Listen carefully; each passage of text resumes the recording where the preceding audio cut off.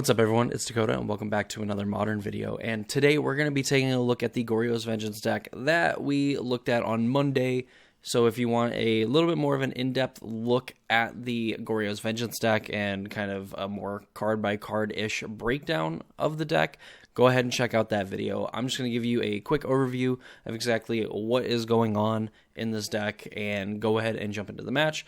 But before we do any of that, if you're not a subscriber to the channel and you want to see more videos from me, where I post a lot pertaining to the Modern and Pioneer format, as well as some other longer form videos, so if any of that interests you, please consider subscribing and ringing that notification bell so you know when those videos get posted. It's a very easy way to support me and my content as we try to get to 1,000 subscribers by the end of the year. I appreciate all the support that I've gotten from, everybody that's already subscribed to the channel and, all the future support as well. I really do appreciate it, and it keeps me making these awesome videos and honestly having a lot of fun doing so. But with that said, let's go ahead, let's take a quick look at the Goryo's Vengeance deck. It's based around this card, Goryo's Vengeance, shocker, returns a legendary creature card from your graveyard to the battlefield, and it gains haste, and you exile it at the beginning of the next end step.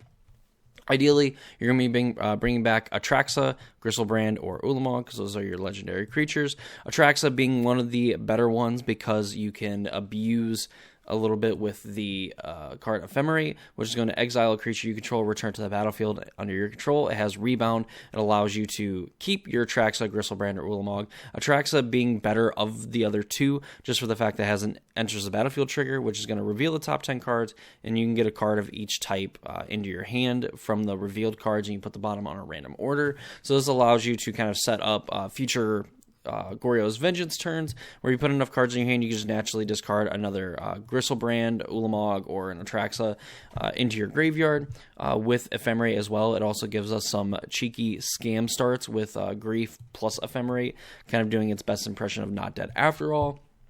Other ways to kind of put these cards in the graveyard, we have 4 Tainted Indulgence, 2 Faithful Mending. Phalange Archaeologist can also mill those cards and put them into our graveyard. We also have Priest of the Foul Rites to be able to return a creature. While it's not going to have haste, it is going to stick around on the battlefield, so we don't have to worry about ephemerating it. This also, in a way, depending on how we sequence, or if we get really lucky, we could Priest to bring something back on like turn 3, and then also be able to Goryo's Vengeance, another thing, and, just immediately put our opponent into some pretty dire straits, I would say.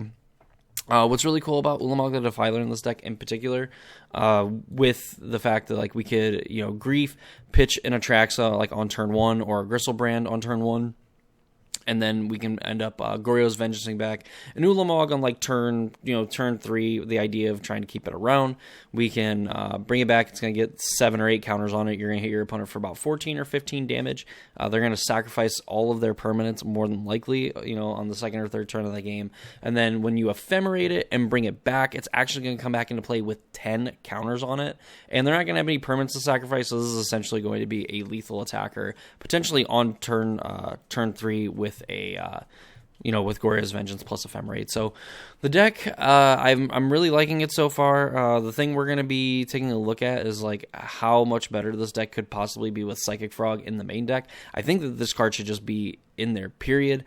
But for the sake of consistency, I kind of wanted to play the deck as is before doing so. But I think going forward, if I were to play any version of this deck, I would want to be playing some amount of Psychic Frogs in the main for the fact, and playing this Ulamog. Not everyone's playing Ulamog, and not everyone's playing Psychic Frog. I just think between both of them, there's just some pretty cool synergy. And from playing Dimir Murktide last week, I think that the Frog is just its own army. You can just easily take over a game with one Psychic Frog and then just kind of tempoing your opponent out with counter spells, or in this case, using Griefs and being able to draw those extra cards to potentially set up, getting back Atraxa, so then they have to use their removal on the Frog and not on your big threats. So, but yeah, that is the Goryo's Vengeance deck for Modern. Let's go ahead and jump into the match and see how this deck performs. I've been really in love with this deck so far.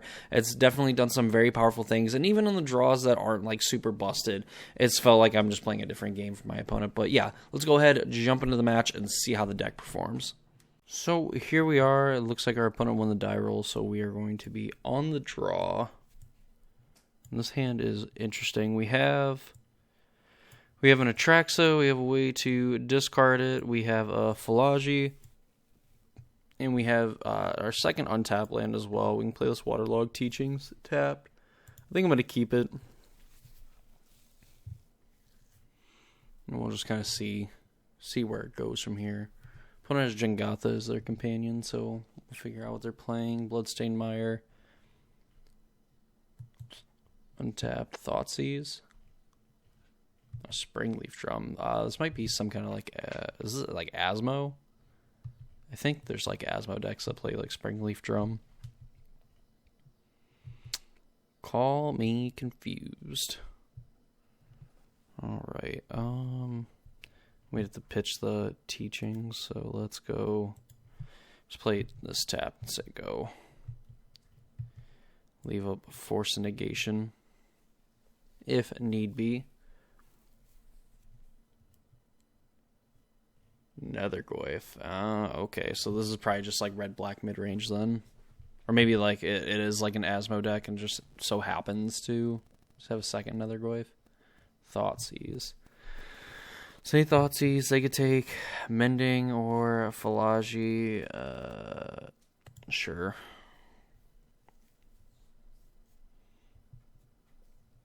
I mean, not like ideal, but I think it's kind of fine.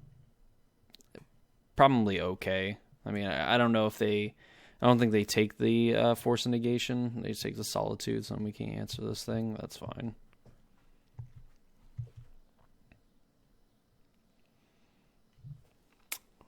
Prismatic Ending. So we can... So we're playing the Flooded Strand. I kind of want to... play the Philology, because right now they can't really attack through it. So I wonder if we can go get a Plains. Won't totally screw up exactly what we're doing. I think I kind of want to conserve my life total as well, so...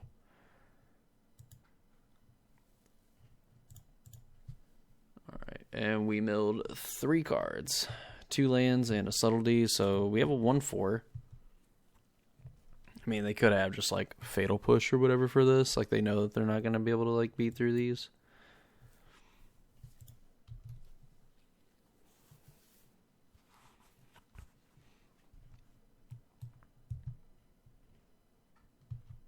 Inti. So whenever you attack, you may discard a card. If you put a counter on it, it gains trample. Alright, so they discard a card, make this a 3/4, they can make it up to a 4/5, which is the Oval Chase. Exile Urza's Saga. They have not played a land. They give it +1/+1 counter and trample. We could block. I think that's what I'm going to do. I'm going to block, and then my plan is to ending this Nethergoyf, and so I could get the Inti.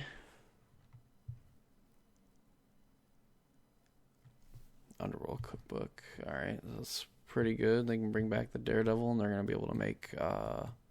I'll get some card advantage with this. So I probably have to hit this Inti now then.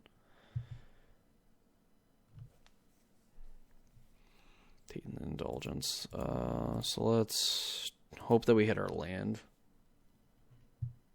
Alright, definitely hit a land.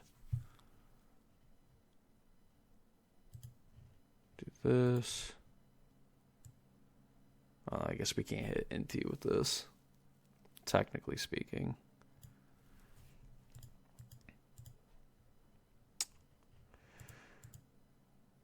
Oh.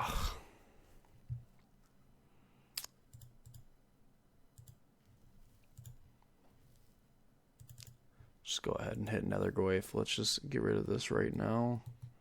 Say, discard 1 more card. You may play that card until your next end step. So that should be exiled.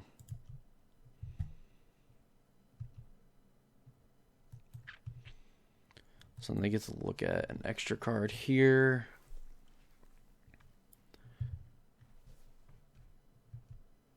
Sure. So they find another land that they can play. They return that, which is going to be super annoying.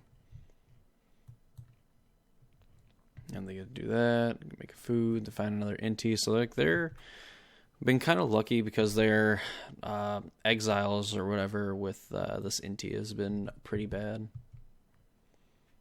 Let's get to attack, discard it, go ahead and give it trample, get another card. Another Saga. So like Saga's pretty good.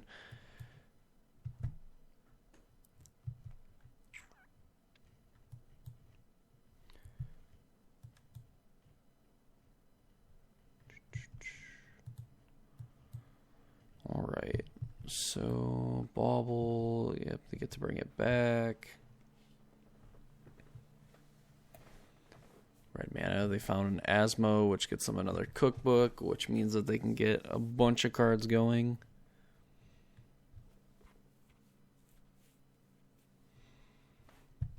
They play cookbook. This deck is kind of nuts.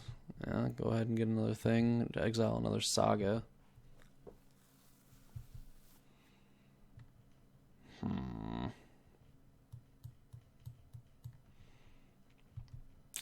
Top card of my library.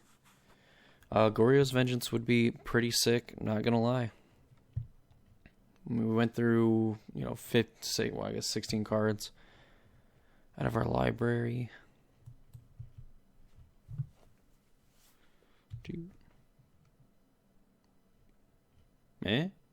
Goryo's.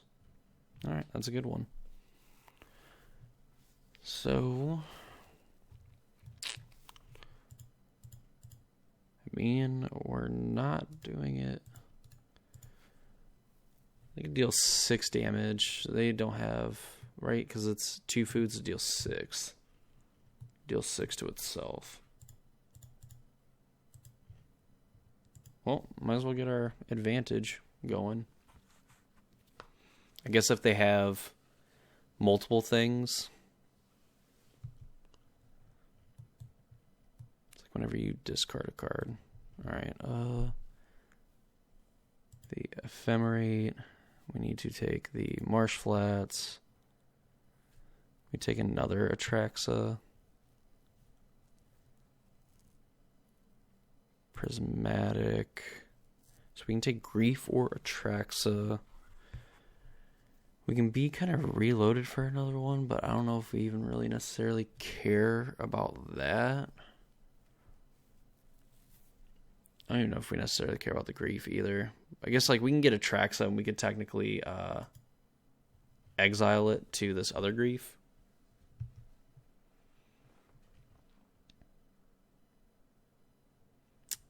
I would like to go to the combat step. They're going to have like sack 2 foods, like plus Lightning Bolt. Really probably messed up. Should have played the land just so that they try to like go for it. We would have Ephemerate up because currently we do not. Very unlikely that they have anything. We know that one card in their hand is the what's it? Why can't I think of it? Oh shoot, the Oval Chase Daredevil.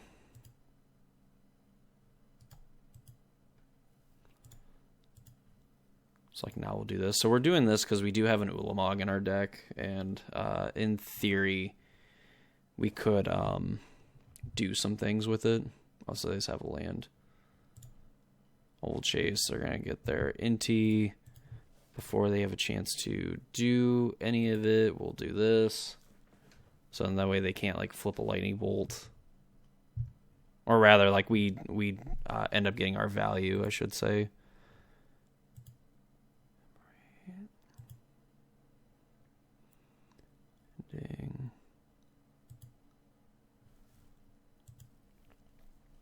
Done. Unfortunately, that puts us up to like 7 cards, which really shouldn't say unfortunately, but would like to just have like a free discard to this Ulamog, but we do have a Tainted Indulgence. Just need to find a Witsit. Need to find a Goryo's Vengeance. And we technically have, like, Tainted Indulgence to dig for Goryos, and then we could even, like, I think even now I want to, because they're going to be able to make enough food to get rid of this. Let's see, there's a lightning bolt. Flipped a book. Isn't until your next end step? Yeah. So I guess they still have access to cookbook, I believe. Yeah, so just draw your cards.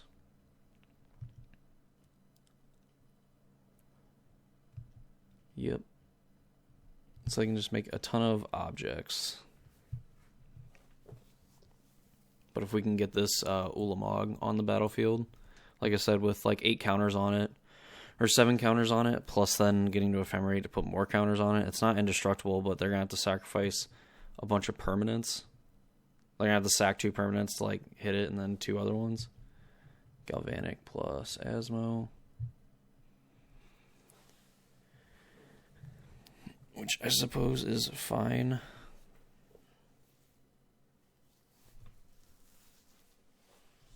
Oh, that plus Lightning Bolt, sure. I'd imagine that they have another land drop to play, so then they can make a construct with this. Just have discardable chase. Get a land. So, I mean, they have at least 1 land that they can play.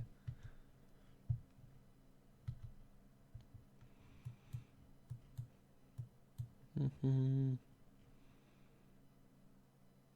so I'd imagine this is like, yep, play the land. Go to 6. Go to 4. Wow, okay. I guess they can kind of answer whatever.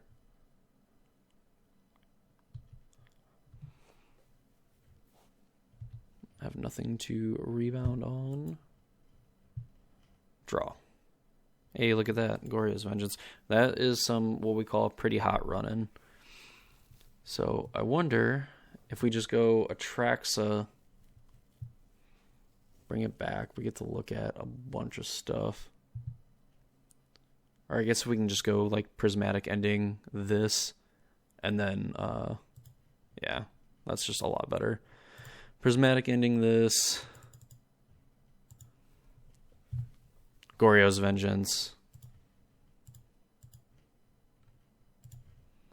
The Atraxa, so then even if they can make this, they can't give it fly. Well, they don't have a flyer. Yeah. There we go. So, definitely probably sloppy on my part, but, no, we got there. Wrath, this guy's destroy each artifact, creature, enchantment. So this is probably pretty good. Purge is probably pretty good. Cosign memory is probably not that great. To fairy, depending on how they want to interact. So these for sure, I think, come in. I don't know if I necessarily like the subtlety. Usually with decks like this, I kind of like to trim on things. I don't know if...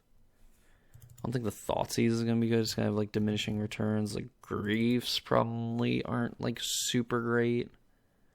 Early, they're probably awesome. I think I'm going to cut those. I think I for sure want these.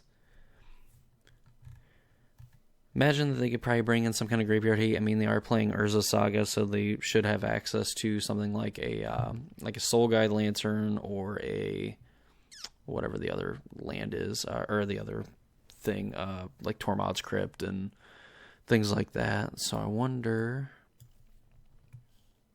I don't know if Psychic Frog's probably not like super great here.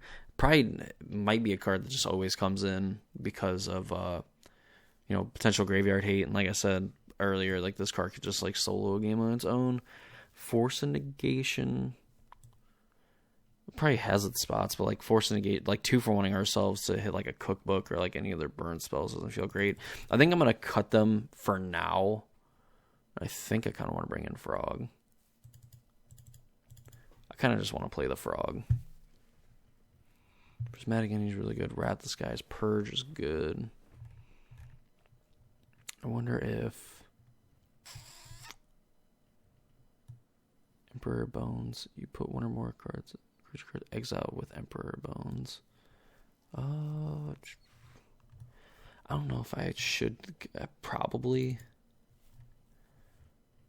It's probably not correct. There's probably some other things I'm supposed to shave on, but I feel a little bit better about this, kind of like hedging our bet against some of the other graveyard stuff. I think Goryo's is like the best one because it's our instant speed, get something back.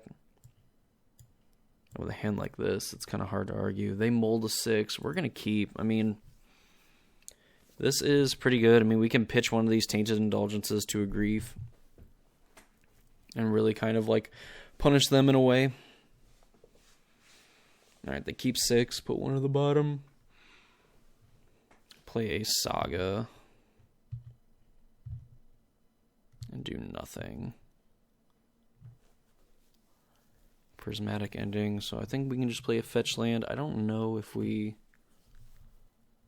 So we can Grief and then we can do the thing. Probably enough. I think there's probably enough for me to just like kind of see what's going on. Into Dragon Rage Channeler, yeah, they have like nothing going on. Unfortunately, we don't have a whatever. We don't have an Ephemerate. But at least with this now, we can go and fetch like a whatever, like probably the white, like the Meticulous Archive. That's what it's called, the Surveil Land. Opponent Scalding Tarn plays DRC. Oh, there's Inti. So yeah, there's one card I don't know about. Get out of here, Jengatha. Alright. Fetch. Go get the Meticulous Archive.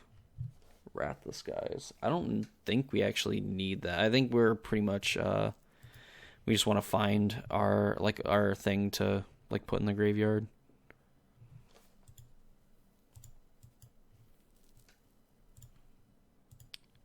No, I think we want to do it with some kind of haste because they could potentially draw out of it. Purge, Goryo's Vengeance. I guess I'll take the redundant Goryos for the fact that I'm gonna try to get into their brain and think that they have a surgical extraction. Which wouldn't stop them if they just had discard spell into Goryos, or discard spell into the surgical. So they have. I'm assuming this is resolving. Yeah, so they didn't even like float mana with this. Spellbomb, sure. So like now we're just kind of looking for extra land drops. They have another Dragon Rage Channeler. Go ahead, attack your 1/1 into my 0/3.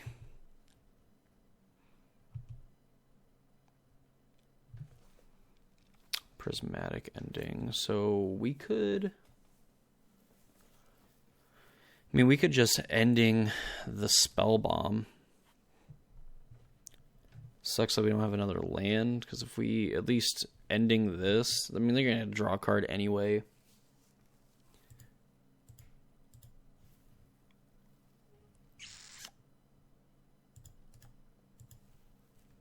And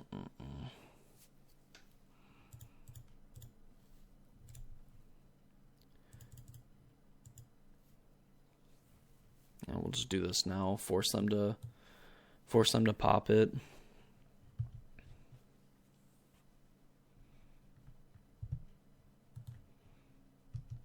Draw your card. And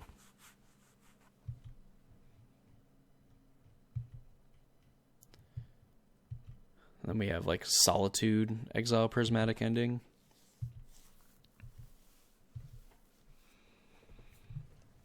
Urza Saga is so annoying that it's like an enchantment also. Lightning bolt, target me. So then we're probably going to have to Solitude one of these Dragon Rage channelers. Get a Goyf in the graveyard. Leave a card on top.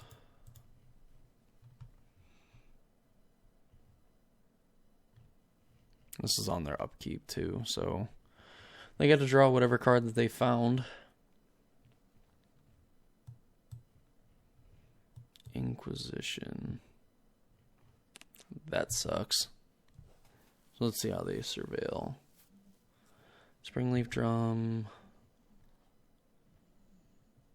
Leave a card on top. We'll let them take either another Goryo's or a Tainted Indulgence. I think we need to make sure that we don't get absolutely obliterated and run over by these Dragon Rage channelers. Give us the most amount of turns possible. Because they'd probably go Tainted Indulgence. It's going to be really bad if they have the Surgical Extraction.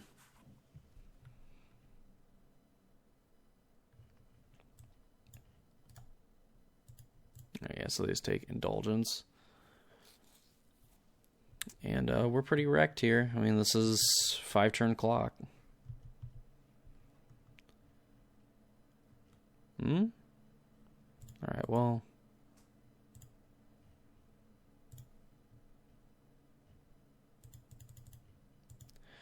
Get rid of this. I mean, they're going to be able to make Saga tokens, but we'll be able to block them for a little bit at least. Drawing the 3rd Prismatic Ending. Land tap, so they aren't going to have too much going on. So we have, like, maybe not infinite time, but enough time to...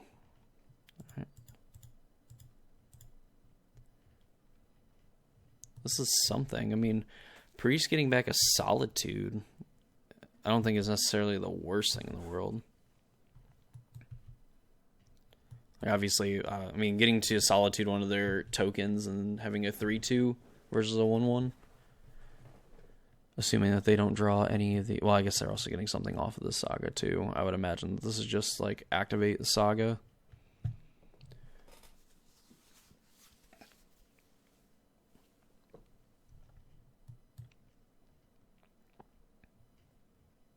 Let's say, I would be very curious to see, like, float mana, unless it's just, like, Shadow Spear and then start getting in there. I would love it if they didn't activate, got Shadow Spear, and then just try, like, hit for 3. What is this? I guess they could also just get, like, more graveyard hate. But I also don't know why. Like, if you had, like, another Nihil Spellbomb, just activate, make a construct, Tormod's Crypt, sure.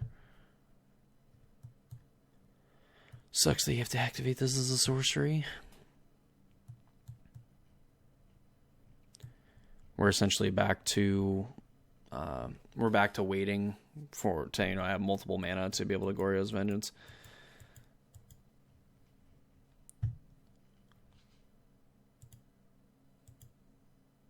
So they just know that about these Goryos.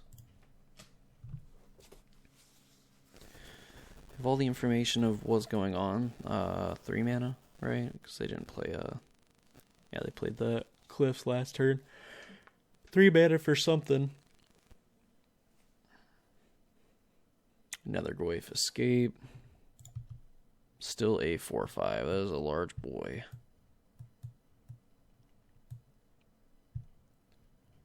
Oh, and they just have a second Nether Goyf. Alright, we have, like, no time. I think we've probably lost this game.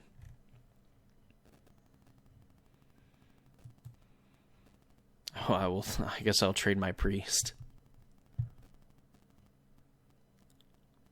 Oh, that's not good.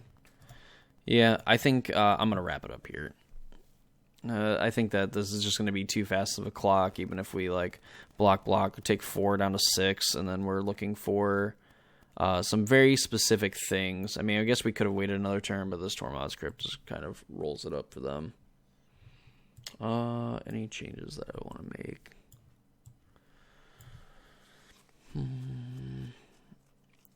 I mean, I guess there could be like some consideration of bringing like our own spell bomb. Maybe over something like, I mean, even like Wrath of the Skies is like pretty good. I don't know if spell bomb is like enough to bring in for like the Nethergoyf. I guess like the Dragon Rage channelers too, but I don't know. Maybe I could be identifying wrong, but I think I'm also okay with like trying to race. Well, so this hand, we have a thing that we want to get back. We have a way to kind of look, but we don't really have anything else going on.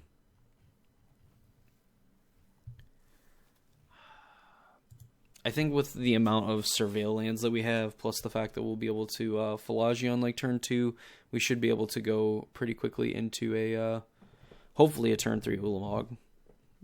And our opponent mulligans to 6. Well, I guess we won't be able to Ulamog because it's the only one in our deck, but, you know, we'll be able to hopefully find some Priest. I mean, that is a reanimation spell. You know what, sure, I'm going to keep it on top. We can play that on turn 2, and then we have a few different things we can do on turn 3, where we can play like a fetch land. Alright, Inquisition. So you get Philology.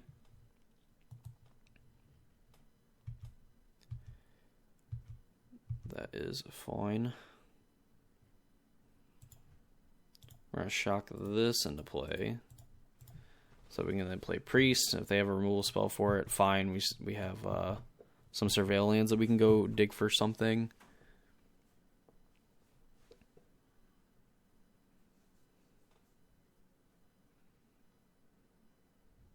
Like Fatal Push, Lightning Bolts. I guess even the like Galvanic Discharge or Galvanic Iteration. No, neither of those cards. Pithing Needle, sure, nice name Priest.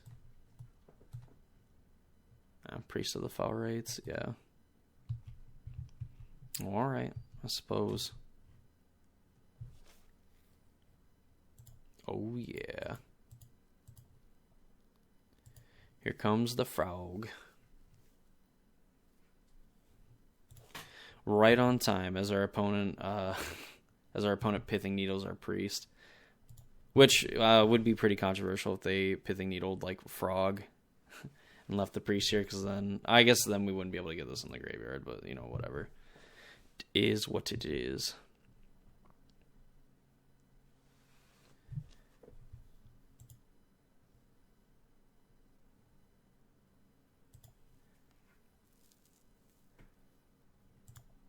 So it might seem a little counterintuitive, but I'm going to hold on to this Ulamog for the time being. I don't want to expose it to... I don't want to expose the Ulamog to like graveyard hate. I want to be able to like put it in the graveyard, but then be able to also get it back.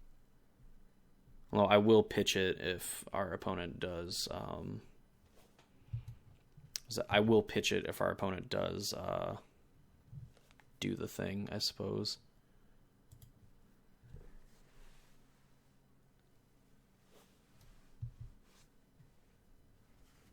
Wait, because I think I might want to just like do it on our own upkeep and not end up screwing ourselves. Puts Oval Chase Daredevil into their graveyard.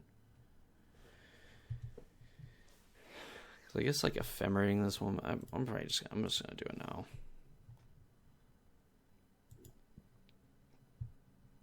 Archive. Put that into the graveyard. Untap. Traxa. I don't know what they could be holding on to. When we're kind of fine with holding on to cards, because then it's a lot harder for them to remove the Psychic Frog. Hey, another Traxa. Alright. Pass the turn. We're in on the frog.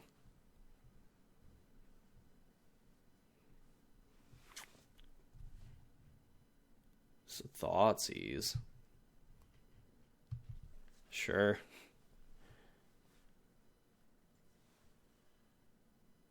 Thoughtseize themselves to get an Asmo.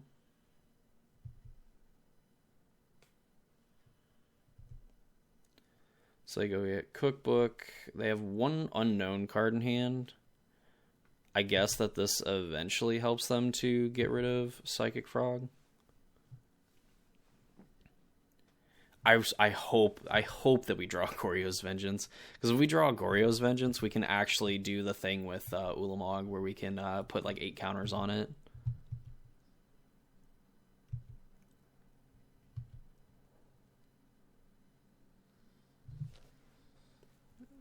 Teachings would eventually get us there.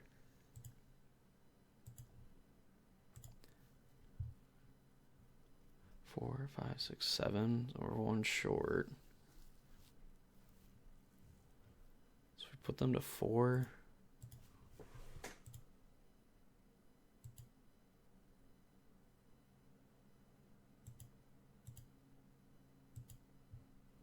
Exile these. We're exiling the Atraxa, obviously because we have a second one, so it doesn't really matter too much.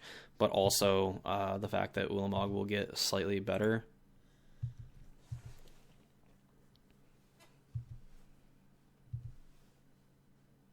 Our opponent's going to need a lot to get rid of this Psychic Frog. We'll hold on to Tainted Indulgence.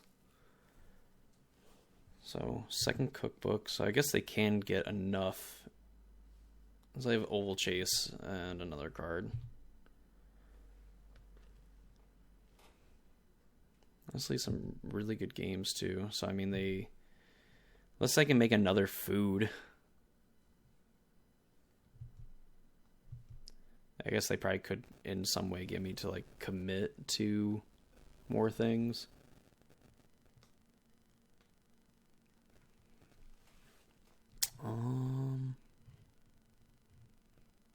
Two mana.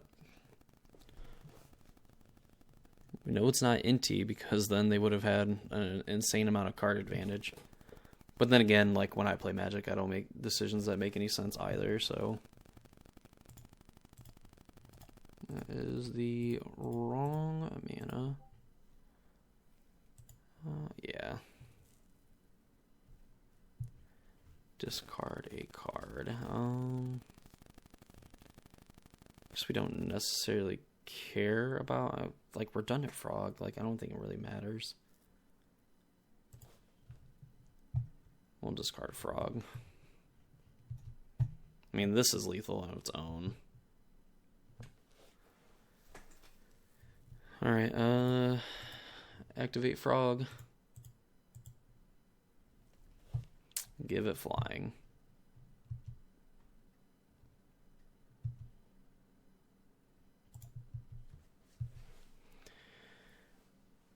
And then if they somehow answer the Frog, gain 3 life. Yeah, okay, cool. We win the match. Cool stuff. Let's go ahead before this goes away. We'll wrap it up here on the end screen. So, how did the deck feel? I think that I definitely played suboptimally, definitely at parts, you know. But overall, I definitely do enjoy the deck, just kind of how I've enjoyed it the last like few matches that I've played with it. Technically, on that end sequence, there was like a way that we could have gotten back like Ulamog. So if we would have Prismatic Ending their Needle, discarded the Atraxa, got it back with the Priest of the Foul Rites, we could have found a Goryo's Vengeance, and we would have already had like enough mana in play to end up, you know, Goryo's Vengeancing back the Ulamog, and we could have just like outright won that turn, like no matter what our opponent did. But also there's like kind of no reason to commit to it, because then that falls apart if they have something like Surgical Extraction as well. But, you know, there's definitely, it probably didn't matter, because I think in either situation, like even if they had Surgical for it, they wouldn't have been able to gain 3 life, so then they were essentially dead to the Frog, and if they activated, then we could discard enough things to it. So it probably didn't matter in that ending sequence, like if they, you know, were somehow able to survive that turn, you know, we had enough cards to discard to where if they gained 3 life, it wasn't going to matter. And if they obviously tried to deal 6 damage, then we would have, you know, gotten them essentially. So probably didn't matter, but there was some ways that if, you know, we were absolutely worried about something where they were able to like fog or whatever, and then we could have technically gotten back in Ulamog the Defiler and essentially made them like sack their board, because we would have got back with 7 counters on it, and just annihilate or 7 our opponent when they're already going to need to sacrifice things to be able to survive the frog attack anyhow. So probably is what it is, but that was something that I noticed towards the end where I was like, I could have technically done this. It would have been good for the content, but yeah. So I talked about in the beginning too, something I want to point out, where I thought Psychic Frog deserves to be in the main deck, and honestly, just in that game alone, I definitely want to play Psychic Frog somewhere in the main. I don't know exactly the right build for necessarily like putting Psychic Frog in here. I just think that especially with like the small little like utility that it has with Ulamog, where you can essentially make like a huge Ulamog, especially when you're only playing like a few Solitude or even just like 1 Subtlety, even like these Griefs, getting 4 or 5 counters on this and getting to attack your opponent for Annihilator 5 on like turn 3, like turn 2 or turn 3 is pretty awesome. And I think like Psychic Frog just giving you that added benefit of like you can discard and get rid of your card whenever you want. Like you're not restricted to spending mana and then having another 2 mana to get it back, or having 2 mana to get it back and then another 1 to ephemerate it. So like Psychic Frog just allows you like on turn 3 pretty cleanly, like if you just have everything already, that you can just discard it, to put a counter on it, and your opponent doesn't really have a window necessarily to interact with it if they have like free graveyard hate,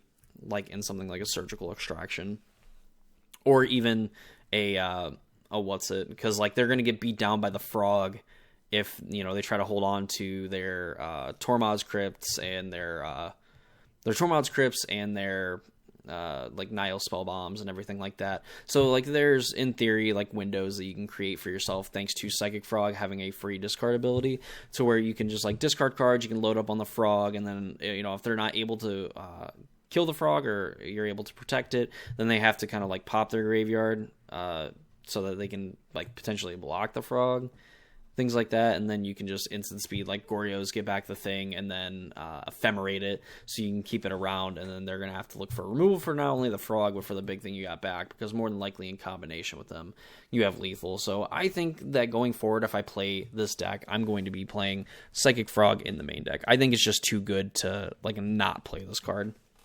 And the fact that, like, in that game 3, I think we just saw it kind of, like, take over and just say, like, hey, if you can't answer me, like, it's game over. Our opponent even had, a lightning bolt for it, and we were totally fine with discarding some cards to make sure that it stuck around. And then from that point on, just making sure that we could discard enough cards to, put more counters on it and force our opponent to invest tons of resources in their turns trying to get rid of the frog. So, aside from that, the rest of the deck performed as I expected. Atraxa was great as always.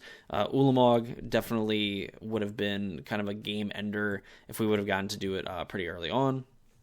If our opponent didn't have Pithing Needle for the Ulamog, the fact that like Psychic Frog ditching these like Atraxas would have been pretty good, or even like the small Annihilator on this on the early turns would have been pretty backbreaking.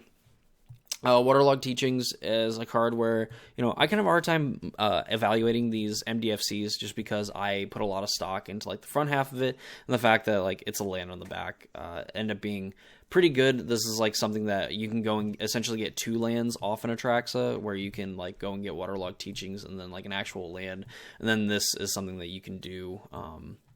Obviously, you can play this and end up getting an untapped land and trying to ephemerate. But if for some reason like that just doesn't work out, where like you mill this on turn 1, then you Goryo's Vengeance on turn 2, you're going to be able to dig pretty deep to look for another Goryo's Vengeance, and then you can go get Waterlogged Teachings plus another land and kind of, set up some other things as well. Plus the fact that it gets an instant or a card with flash means that you can go and get, Solitude, Subtlety, Force and Negation, other Goryo's Vengeances, Faithful Mending, and Tainted Indulgence in the things of that nature, and the Ephemerate as well, so it can kind of get you like a missing piece, even at instant speed as well, to kind of help you out. So, yeah, that is the Goryo's Vengeance deck for the Modern format. I'm really enjoying this deck, and it's definitely going to be something I work on playing going forward, and I kind of invest my spare time into doing so. But that's going to be me in this video. Hope you all enjoyed. Again, if you did, please leave a like on the video, comment down below what deck you would like to see featured in Modern next.